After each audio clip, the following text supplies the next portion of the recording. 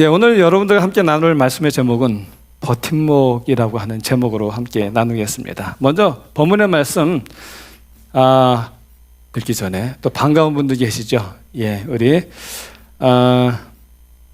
요즘 계속 참석해 주시는 여기 계시는 네 분 감사합니다. 또 세 분, 이쪽에 또 우리 세 분 누구 말씀하시는지 아시겠죠? 이렇게 보시면 네. 예, 감사합니다. 우리 느헤미야서 7장 1절 2절에 있는 말씀을 먼저 보겠습니다.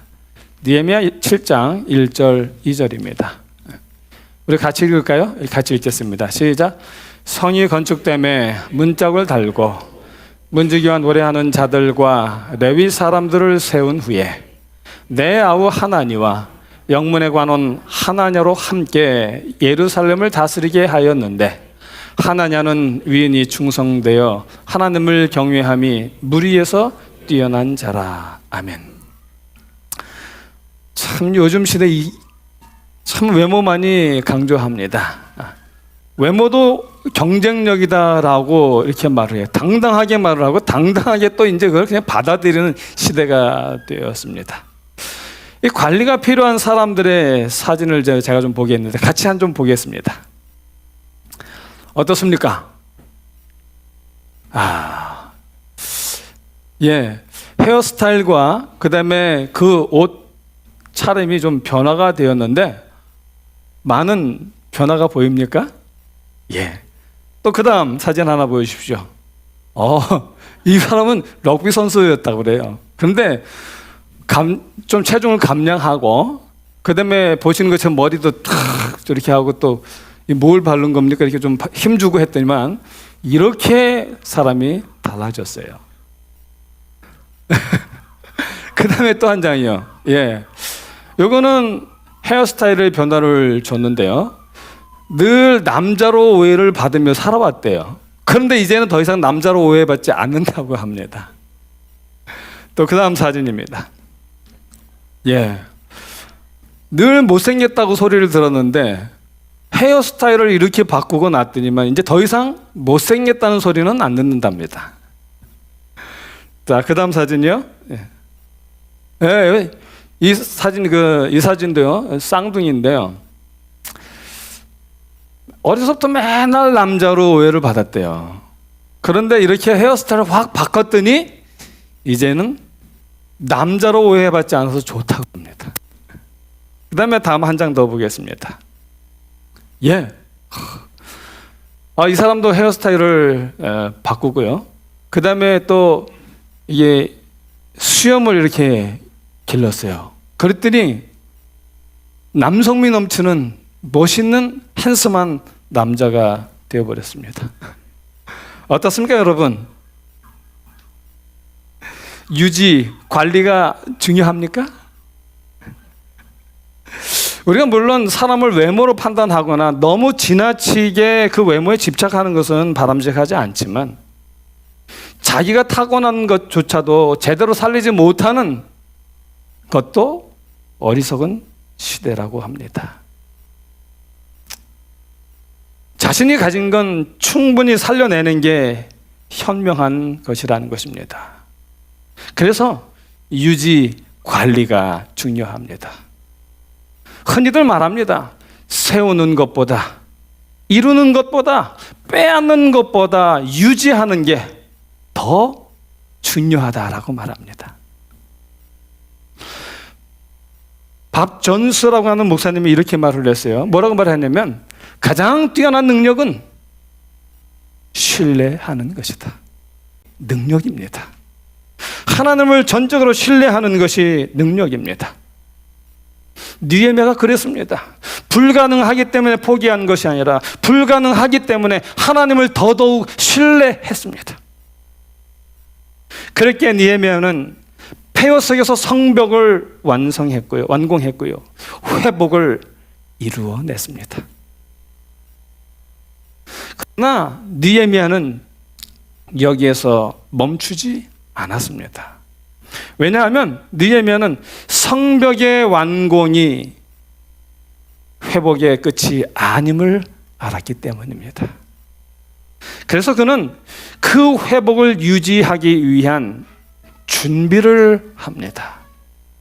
오늘 그 준비 두 가지를 여러분들에게 말씀을 드리려고 하는데, 그 중에 첫 번째 준비가 무언가 하면 마음을 지키는 것입니다. 느헤미야서 7장 1절에 있는 말씀을 보겠습니다. 느헤미야서 7장 1절에 보면 성이 건축됨에 문짝을 달고 문지기와 노래하는 자들과 레위 사람들을 뭐한 후에? 세운 후에. 우리 이런 말이 있어요. 인사가 만사. 예, 인사가 만사. 인사만사라는 말이 있어요. 사람을 세우는 것보다 더 중요한 일은 없다는 말입니다. 중국은 답니다. 그런데 재밌는 건 뭐냐 하면 그들의 이런 만리장성을 쌓았는데도 불구하고 그 이후에 최소한 4번의 큰 침략이 있었다 그래요. 어떻게 침략을 받았을까? 근데 그 4번의 침략의 역사를 주목해 보니까 특이한 점이 있었어요. 뭐냐면 침략을 받을 때마다 만리장성이 무너진 것이 아니라 만리장성을 지키고 있던 파수꾼들이 적에게 매수당했던 것입니다. 그래서 4번의 큰 침략이 있었던 것입니다. 이 이야기는 우리에게 분명한 교훈을 던져줍니다. 성벽과 성이 우리를 보호하는 것이 아니라 사람이 지키는 것입니다. 그렇기 때문에 이 느헤미야는 가장 먼저 성벽과 성문을 지키는 문지기들을 뽑았습니다. 그리고 성벽을 지키기 위한 수칙을 세웁니다. 느헤미야 7장 3절입니다. 내가 저희에게 이르기 3절입니다. 내가 저희에게 이르기를 해가 높이 뜨기 전에는 예루살렘 성문을 열지 말고 아직 파수할 때에 곧 문을 닫고 빗장을 지르며 또 예루살렘 거민으로 각각 반차를 따라 파수하되 자기 집 맞은편을 지키게 하라 하였노니. 여러분, 성문은 보통 언제 열고 언제 닫습니까? 해가 뜰 때 성문을 열고 해가 질 때 성문을 닫습니다. 그런데 지금 여기 느헤미야는 뭐라고 말을 합니까? 해가 높이 뜬 후에야 성문을 열라고 말해요. 그다음에 문도 언제 닫으라 그래요? 아직 해가 높이 떠 있을 때에 성문을 닫아라라고 말하는 것입니다. 짧은 시간 동안만 문을 열라고 하는 것입니다. 해가 중천에 있을 때에 그 몇 시간만 성문을 열어놓으라는 것입니다. 그 말은 들어와야 될 사람만 성을 출입할 수 있도록 경계하겠다는 것입니다. 즉 느헤미야는 성문 드나드는 사람들을 철저하게 통제하겠다는 거예요. 들어와야 될 사람만 들어오게 하고 들어오지 말아야 될 사람은 들어오지 못하게 하겠다는 것입니다. 이처럼 사람에게도 자신이 지켜야 할 문이 있습니다. 가정과 공동체도 지켜야 할 문이 있습니다. 그 문을 잘 지킬 때 행복한 삶을 살 수 있습니다. 잠언 4장 23절에 보면 무릇 지킬 만한 것보다 더욱 무엇을 지키라고요? 내 마음을 지키라. 무릇 지킬 만한 것보다 더욱 내 마음을 지켜라. 생명의 근원이 이에서 남이니라. 그렇습니다. 우리가 지켜야 할 문은 마음입니다. 여호수아와 이스라엘 백성들이 가나안 땅을 점령했습니다. 그러나 본격적인 문제는 정복한 다음부터였어요.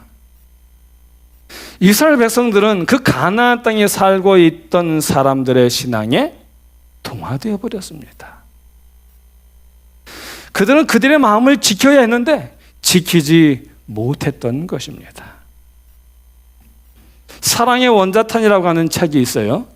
손양원 목사님이라고 하는 분에 관한 책입니다. 그 책에 보면 이런 글이 있어요.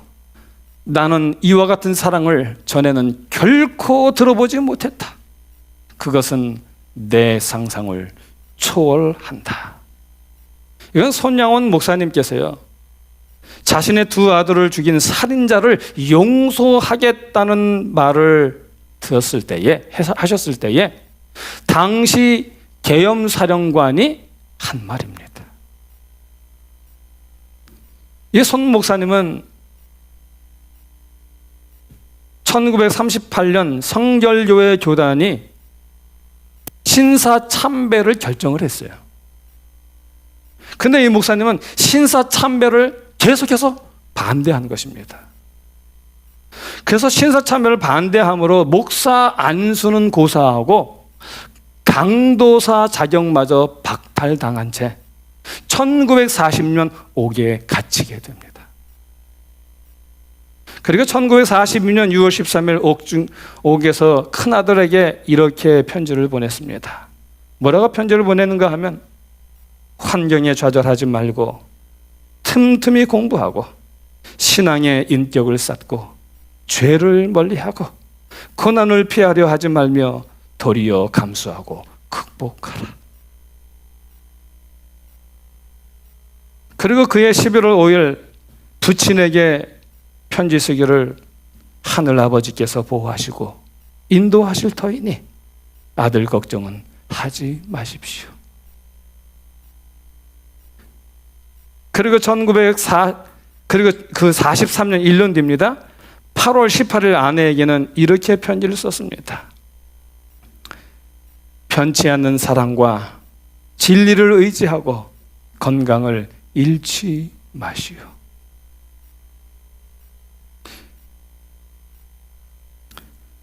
그렇게 옥중 생활을 하다가 우리가 해방되면서 옥에서 풀려나셨습니다. 그리고 이 목사님은 애양원, 당시 문둥병자들, 한센병을 가지고 있는 사람들이 있는 그 요양원의 목회자로 봉사하고 계셨습니다. 그러던 1948년 10월 1일, 21일 여순 반란 사건 때에 손양원 목사님의 큰아들 동인군과 차남 동신이 총살을 당했습니다. 그 이유는 좌익 세력이었던 한 청년이 그 예수를 부인하라고 했던 거예요. 그런데 그 두 아들은 예수를 부인하지 않은 것입니다. 그래서 그 좌익 청년이 이 손 목사님의 두 아들을 총으로 죽인 거예요. 당시 이 손 목사님은 그 애양원 교회에서 예배를 인도하고 계셨는데 갑작스런 두 아들의 순교 소식을 듣고도 그 목사님은 당신이 인도하던 모든 예배를 다 인도하고 그런 후에 그는 감사 기도를 드렸다 합니다.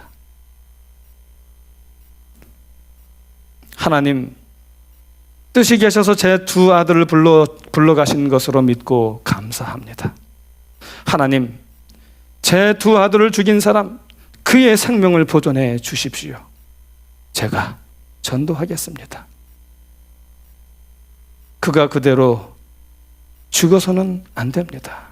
하나님, 저에게 그를 사랑할 수 있는 마음을 주옵소서.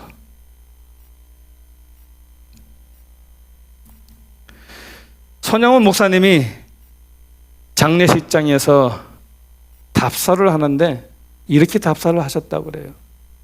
제가 드릴 말씀이 뭐가 있겠습니까?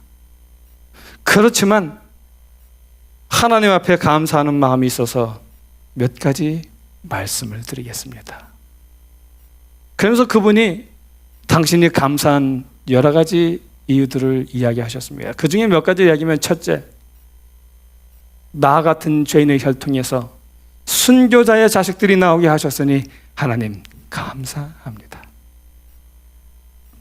둘째, 삼남 삼녀 중에서도 가장 아름다운 두 아들, 장자와 차자를 바치게 된 나의 축복을 하나님 감사합니다. 세 번째, 한 아들의 순교도 귀하다 하거늘 하물며 그 두 아들의 순교일이요. 하나님 감사합니다. 넷째, 미국 유학하려고 준비하던 내 아들, 미국보다 더 좋은 천국에 갔으니 내 마음이 안심되어 하나님 감사합니다. 다섯 번째, 내 두 아들의 순교로 말미암아 무수한 천국의 아들들이 생길 것이 믿어지니 우리 하나님 감사합니다. 그리고 여섯 번째요, 나의 사랑하는 두 아들을 총살한 원수를 회개시켜 내 아들 삼고자 하는 사랑의 마음을 주신 하나님 감사합니다. 일곱 번째, 역경 중에도 하나님 사랑을 찾는 기쁜 마음, 여유 있는 믿음 주신 하나님 감사합니다.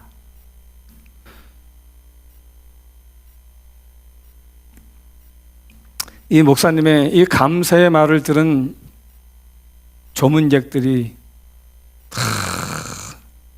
눈물을 흘려서 눈물 바다를 이루었다고 합니다. 근데 이 손양원 목사님께서는 슬퍼하기보다는 찬미를 부르셨대요.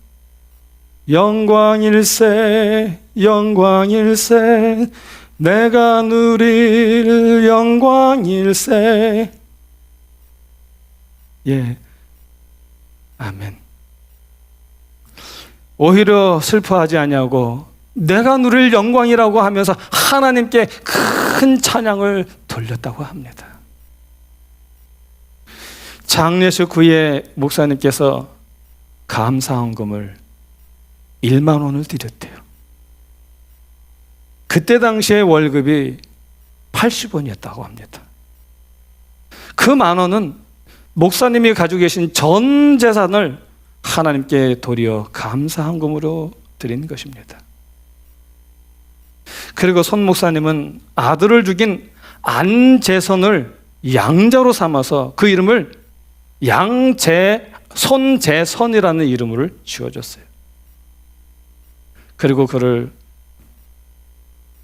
공부를 시켜서 나중에 목회자로 만들었습니다. 그리고 1950년 6.25 때 나병 환자 수용소 그 애양원에서 목회를 하고 계셨는데 6.25가 터져서 사람들이 피난 가지 아니하고 여기 있으면 죽게 된다고 속히 가시라고 했는데 목사님이 양떼들을 두고 내가 어디를 가겠느냐고, 나는 죽어도 양떼들과 함께 죽고 살아도 양떼들과 함께 살겠노라고 그렇게 말씀을 하셨다고 그래요. 그리고 그 목사님은 북한군에 의해서 죽임을 당하셨습니다.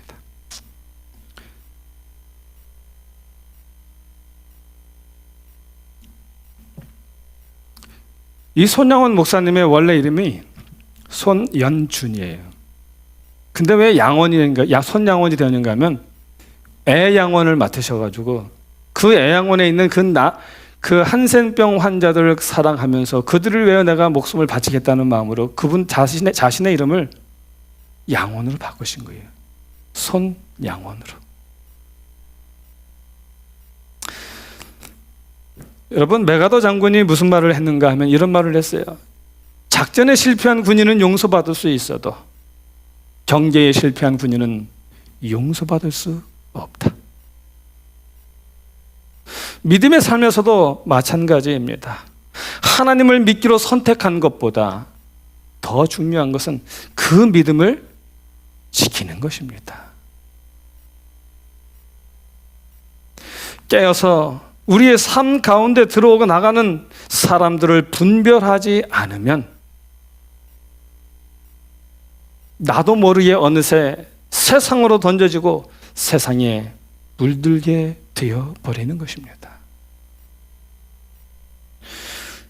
미국의 유명한 작가인 데일 카네기가 이런 말을 했어요. 무슨 말을 했는가 하면 가장 조심해야 할 일은 가난한 질병도 아닌 당신의 생각입니다. 왜냐하면 생각이 당신을 지배하기 때문에 생각을 다스리면 생각은 우리의 삶을 다스립니다. 그렇습니다. 우리는 하나님을 믿기로 결심한 것보다 더 중요한 것은 우리의 마음을 날마다 지키는 일이 중요합니다. 하나님을 향한 나의 마음이 흔들리지 아니하도록 날마다 내 마음을 지키고요, 내 마음에 드나드는 것이 무엇인지를 구별하는 아름다운 지킴이 필요합니다. 잠언 23장 7절에 보면 대저 그 마음의 생각이 어떠하면 그 위인도 그러한즉.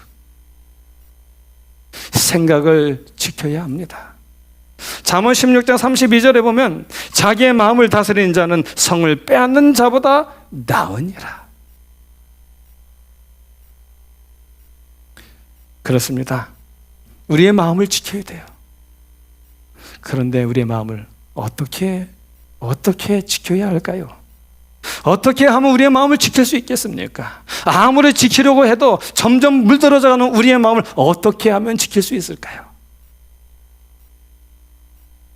잠언 4장 20절로 22절에 있는 말씀을 보겠습니다. 내 아들아, 내 말에 뭐하며? 주의하며 나의 이르는 것에 뭐하라고요?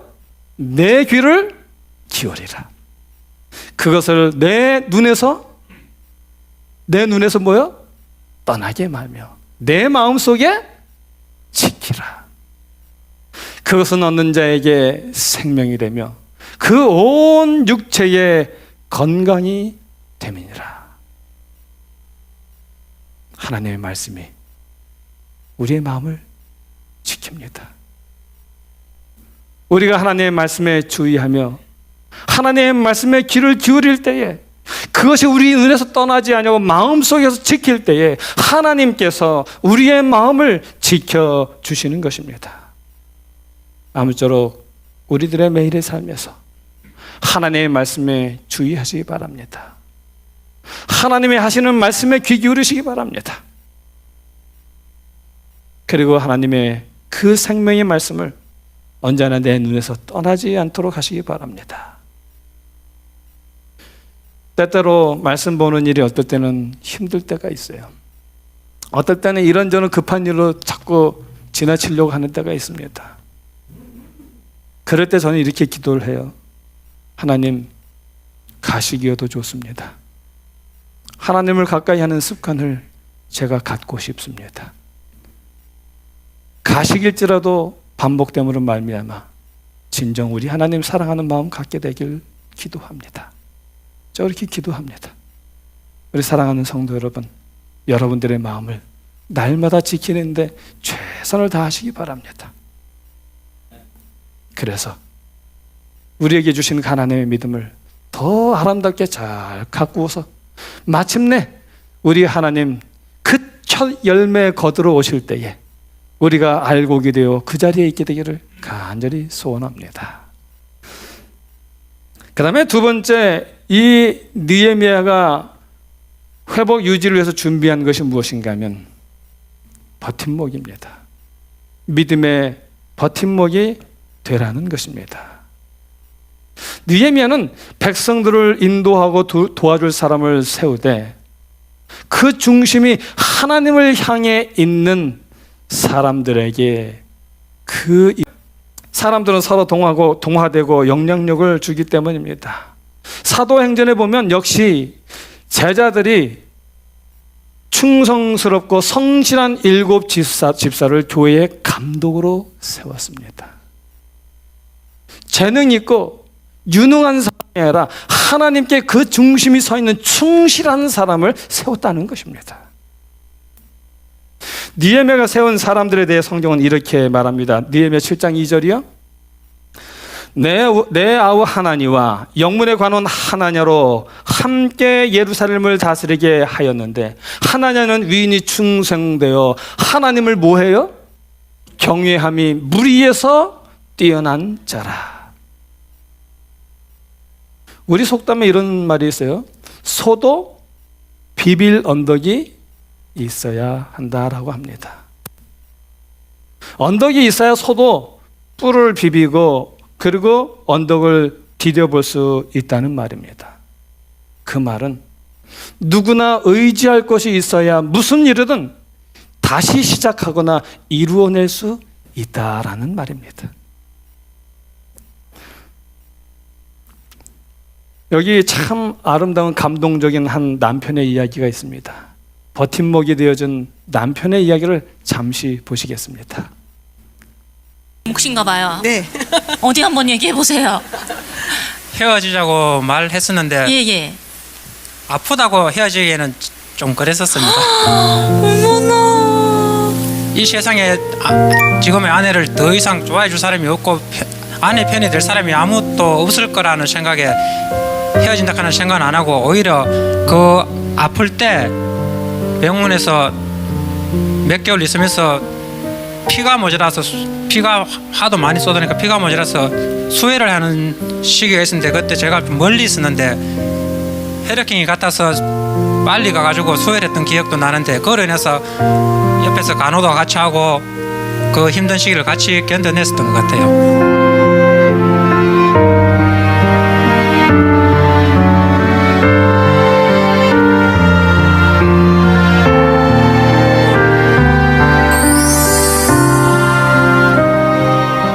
있었을 거라고 예측이 되거든요. 많은 사람들이 길에서 저처럼 이렇게 아픈 사람을 많이 보지 못했기 때문에 저를 보는 눈빛이 그러나 세상 사람들이 모르기 때문에 보내는 그 눈빛과 편견이 저에게는 아픔이 되고 상처가 되더라고요. 하지만 많은 분들이 TV에서 저를 보신 이후에 따뜻한 눈빛과 사랑으로 그리고 제 손을 잡아주셔서 더 용기 있게 오늘 이 자리에까지 올 수 있었습니다. 고맙습니다. 그렇습니다. 이 희아라는 분이 어떻게 견뎌낼 수 있었을까요? 모든 사람들의 그 눈총을 어떻게 이겨내며 살아갈 수 있었을까요? 버팀목이 되어졌던 사랑하는 남편 때문입니다. 느헤미야는 백성들의 믿음을 붙들어 줄 수 있는 사람, 선한 감화력으로 흔들린 백성들의 마음을 붙들어 줄 수 있는 그런 사람을 세웠다는 것입니다. 여러분, 마가복음의 저자가 누군지 아세요? 마가복음의 저자가 마가복음 얘기하는데 마가복음의 저자가 마가입니다. 그러면 하나 더요. 질문이 뭐냐면 마가는 예수님의 제자일까요? 아닐까요? 제자다. 아니다. 손 안 들면 제일 무난하고 좋은 방법입니다. 마가는 예수님의 제자가 아니에요. 마가의 제자가 아닌데 어떻게 그가 예수님의 행적에 대해서 그 누구보다도 더 자세하게 기록할 수 있었을까요? 그가 그렇게 예수님에 대해 기록할 수 있었던 데는 이유가 있습니다. 저는 그 이유를 찾아보니까 그에게 있었던 믿음의 버팀목들 때문에 그가 그렇게 할 수 있었다는 것입니다. 가만히 살펴보니까 그의 첫 번째 믿음의 버팀목인 누구였는가 하면 바로 어머니였어요. 마가의 집은 굉장히 풍요로운 여유 있는 집안이었습니다.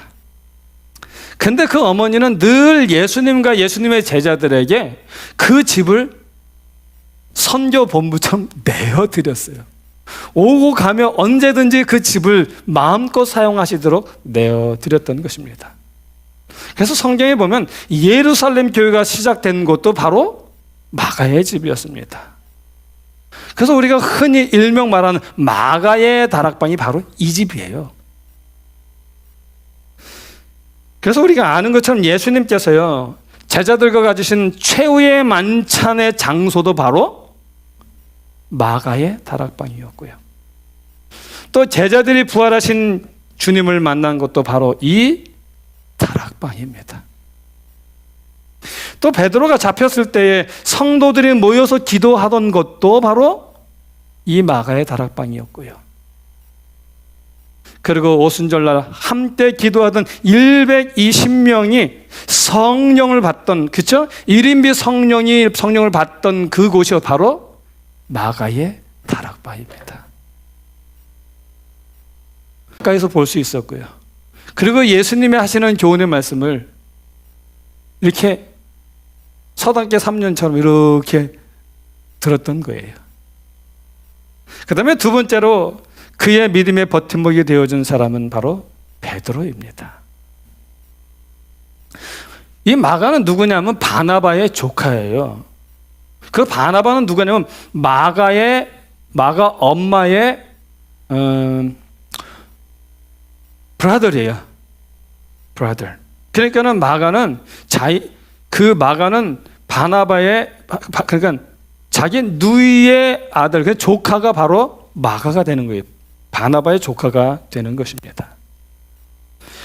이 사도 바울과 바나바가 1차 선교 여행을 떠날 때 수행원으로 함께 갔던 사람이 누구냐면 바로 이 마가예요. 마가가 수행원으로 따라갔습니다. 이 마가가 이 바울과 바나바의 1차 전도 여행이 수행으로 따라갈 수 있었던 것은 아마도 삼촌 바나바의 영향이 컸을 것입니다. 그런데 사도행전 13장 13절에 보면 어찌된 영문인지 선교 여행 중에 다시 예루살렘으로 돌아갑니다. 한마디로 중도하차한 거예요. 여기 보면은 바보에서 배 타고 밤빌리아에 있는 버가에 이르니라고 이렇게 말을 하고 있습니다. 이 바보는 구브로 섬에 있는 곳인데 그 구브로 섬 바보에서 밤빌리아에 있는 버가에 가려면 지금 거기가 터키 지역인데 서남쪽 지역을 얘기하는데 험한 산을 넘고 배를 타야 하는 험난한 길이었다고 그래요. 이 마가는 부유한 집에서 얼마나 귀하게 귀공자처럼 자랐겠습니까? 고생을 해보지 않은 마가인지라 그 힘겨운 선교에 적응하지 못하고 포기하고 돌아갔던 것입니다. 돈이 없으면 못 갔을 텐데 돈이 있으니까 그냥 나 간다 하고 배 타고 가버린 것입니다. 그런데 여러분, 마가가 중도 하차한 후에 무슨 일이 일어났는지 아십니까? 사도행전 15장 36절에서 40절에 보면 수일 후에 바울이 바나바더로 말하되 우리가 주의 말씀을 전한 각 성으로 다시 가서 형제들이 어떠한가 방문하자 하니 바나바는 마가라 하는 요한도 데리고 가자 하나 바울은 밤빌리아에서 자기들 떠나 한 가지로 일하러 가지 아니한 자를 데리고 가는 것이 옳지 않다 하여 서로 심히 다투어 피차 갈라서니 바나바는 마가를 데리고 배 타고 구브로로 가고 바울은 실라를 택한 후에 형제들에게 주의 은혜의 부탁함을 받고 떠나. 이 마가 때문에 바울과 바나가 싸웠어요. 믿음의 두 거장이 싸운 것입니다. 이 바나바는 성령 충만하고 착한 사람이었어요. 그래서 그랬는지 이 사람은 마가를 이쯤에서 용서하고 우리 함께 데리고 가자라고 한 것입니다. 그러나 바울은 그 말에 크게 반대해서 둘이 싸웠어요. 사실 바나바는 바울의 대선배입니다. 그래서 바나바가 아니면 바울은 존재할 수 없었던 인물입니다. 그런데도 이 바울이 바나바의 제안을 이런 지하에 거절해버리는 거예요. 그럴 수밖에 없습니다. 왜냐하면 바나바는 마음씨 좋은 사람이고 마음씨 좋은 사람을 중요시 여기는 사람이고 바울은 사람이 아니라 일을 중요시 여기는 사람이었기 때문에 그렇습니다. 그래서 바나바는 마가를 데리고 갔고요. 바울은 실라를 데리고 각각 전도 여행을 떠나게 됩니다. 이처럼 마가는 인정받지 못하는 사람이었습니다. 그런데 훗날 바울이 그렇게 인정하지 아니하고 절대로 함께하지 아니하던 그 마가에 대해서 편지를 썼어요. 뭐라고 썼냐면 디모데후서 4장 6절 11절에 보면 이렇게 씁니다. 관제와 같이 벌써 내가 부음이 되고 나의 떠날 기약이 가까웠도다. 내가 선한 싸움을 싸우고 나의 달려갈 길을 마치고 믿음을 지켰으니. 지금 바울은 늙고 병든 채 감옥에 갇혀 있는 것입니다. 늙고 병든 채 감옥에서 지금 편지를 쓰는 거예요. 그 편지를 썼는데 뭐라고 하냐면 내가 이제 죽을 때가 다 되었다는 것입니다. 내가 선한 싸움을 싸우고 나의 달려갈 길을 마치게 되었다고 이야기합니다. 그러면서 8절에 이렇게 말해요. 이제후로는 나를 위하여 의의 면류관이 예비되었으므로 주곧 의로우신 재판장이 그 날에 내게 주실 것이니 내게만 아니라 주의 나타나심을 사모하는 모든 자에게니라. 그 다음에 9절이요.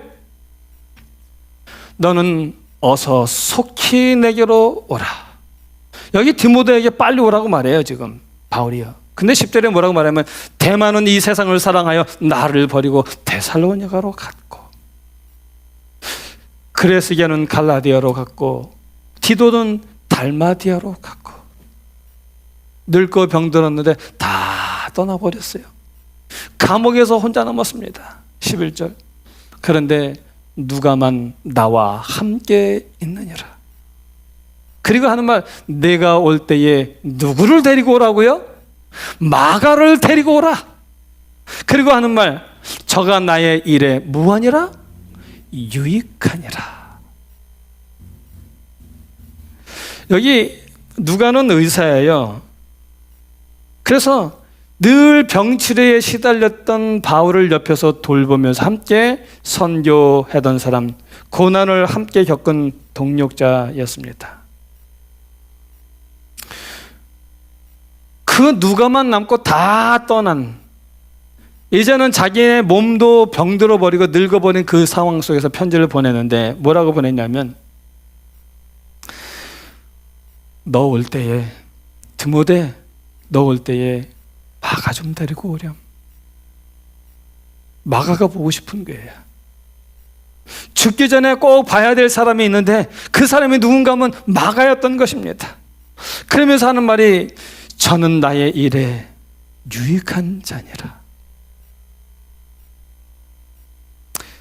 죽음의 시간이 가까워 바울의 마음이 부드러워진 걸까요? 아니면 단순히 인간적인 용서와 화해를 하고 싶었던 것일까요? 그렇지 않습니다. 여기 이야기하지 않습니까?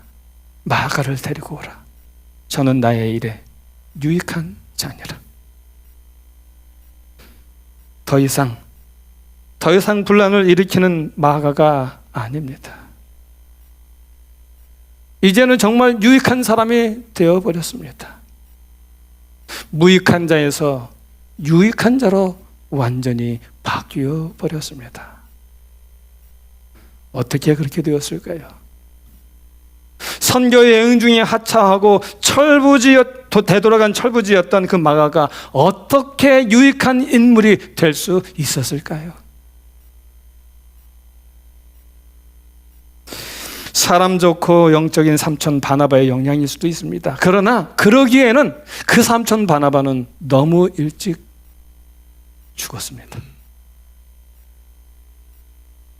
그럼 누가 마가의 변화에 영향을 주었을까요? 베드로전서 5장 13절을 보겠습니다. 함께 택하심을 받은 바벨론에 있는 교회가 너희에게 문안하고, 그 다음에 내 아들 누구요? 마가. 베드로가 이 얘기를 마가를 언급하는데 뭐라고 하냐면 내 아들 마가도 그리하느니라. 베드로가 마가를 내 아들이라고 부릅니다. 육신의 아들이 아니라 영적인 아들이라는 것입니다. 초기 교회 그 문서 기록에 보면 마가가 베드로의 통역관으로 동행했다는 기록들이 있어요. 이러보건대 마가를 변화시키고 성숙하게 만든 사람은 바로 베드로였습니다.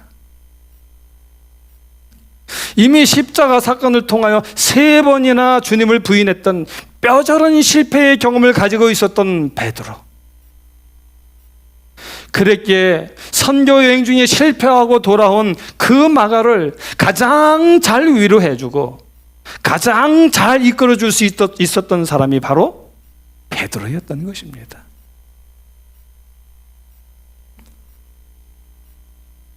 그 베드로로 인해 마가가 변화되고 성숙한 사람이 된 것입니다.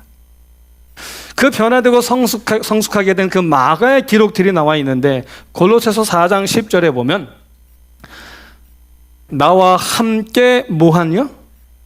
나와 함께 갇힌.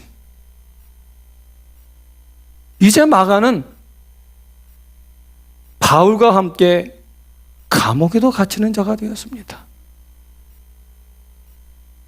그 다음에 빌립보서 1장 24절에 보면 또 나의 누구요? 동력자. 이제는 그 무익하던 마가가 바울의 동력자가 되었습니다. 한때 마가는 십자가의 길이 너무 힘들어서 포기하려고 했던 사람입니다. 그러나 실패를 예수님의 사랑으로 극복한 베드로와의 만남을 통해서 그는 유익한 사람으로 변화되었습니다. 그리고 그런 마가를 통해 위대한 사복음서 중에 하나인 마가복음이 쓰여졌습니다. 여러분, 우리 주변에 회복된 사람들, 그 사람들을 보면은 특징이 있어요.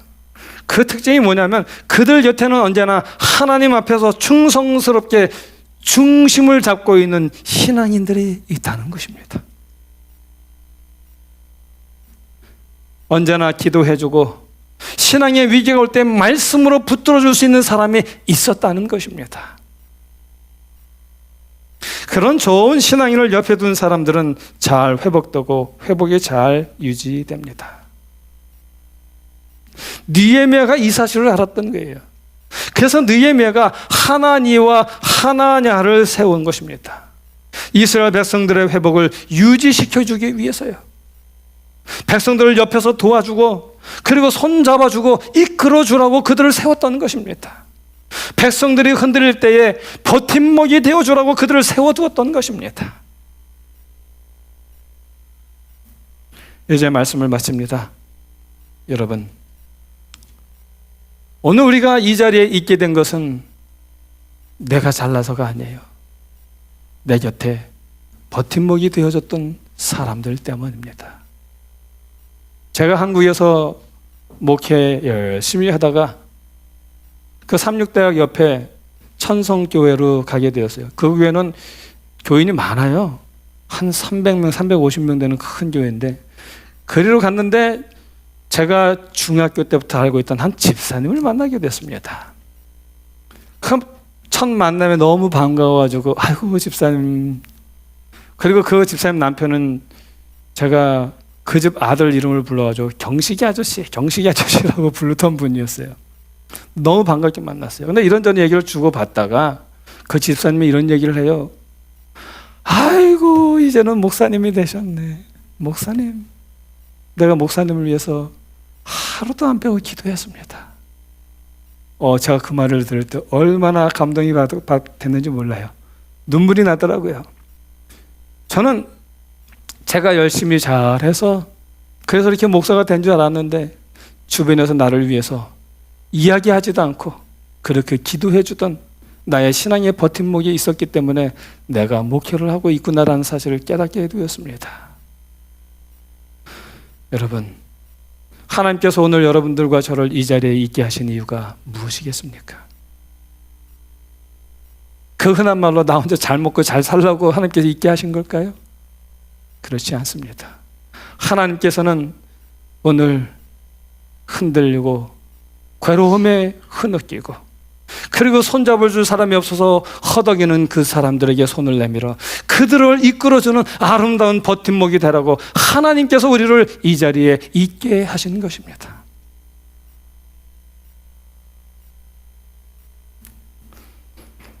아무쪼록 저희 여러분이 이제는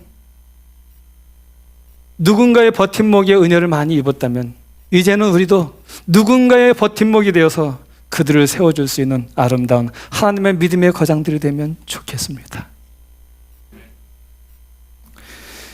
이제 말씀을 마칩니다. 말씀을 마치면서요, 여러분 기억하십시오. 우리가 하나님을 믿는 것 중요하지만 그보다도 더 중요한 것, 하나님을 선택한 것보다 더 중요한 것, 그것은 바로 우리의 마음을 잘 지켜야 합니다. 그리고 두 번째, 우리가 내 이웃의 버팀목이 되기 위하여 하나님을 찾으시기 바랍니다. 그래서 아무쪼록 우리 모두가 다 일어나게 되고, 그리고 내 양손에는 미끄러져 가던 내 사랑하는 형제들을 붙잡고 하나님께로 나아가는 아름다운 주의 성도님들 되시기를 간절히 바라면서 오늘의 말씀을 줄이겠습니다.